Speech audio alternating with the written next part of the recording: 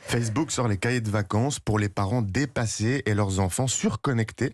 Ça s'appelle les cours d'été pour une famille connectée.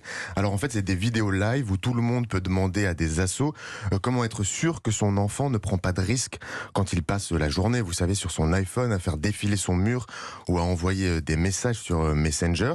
Ça marche aussi dans l'autre sens. D'ailleurs, vous pouvez avoir 14 ans et vous demander un peu naïvement, en même temps à 14 ans c'est beau d'être naïf, vous pouvez vous demander comment réagir quand le beau mec de Troisième Rouge vous demande une photo au bord de la piscine, si possible sans le haut de votre maillot de bain de pièces. En même temps, il est tellement beau gosse qu'on a envie de lui envoyer cette photo.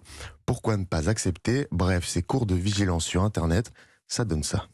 On va prendre une autre question peut-être. Quel est le délai moyen pour faire supprimer un compte ou des messages insultants à partir du moment où ils ont été transmis à un réseau social? Je peux vous dire entre 2 heures, voire 1 heure et 72 heures.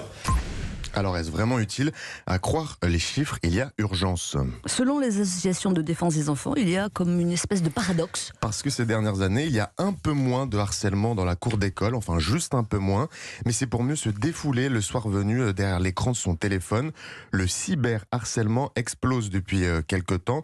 15% des élèves en seraient victimes, c'est 1 million d'enfants en souffrance, voire en détresse. Et Facebook et Instagram qui est détenu par Facebook, sont les repères préférés des harceleurs, loin devant Snapchat ou Twitter.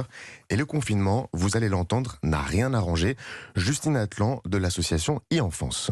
Avec des adolescents qui vont finir par avoir passé 6 mois en dehors globalement du cadre scolaire, qui donc ont été plutôt suractifs sur le numérique et donc surexposés aussi aux risques qu'on peut y rencontrer.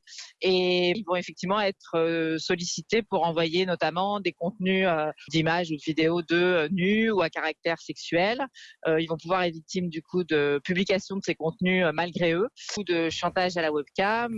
En sachant que c'est loin d'être si facile, un tiers des harcelés disent aussi avoir été un jour des harceleurs. Bref, ces cours de vigilance, c'est encore toute la semaine, aujourd'hui et demain sur Facebook.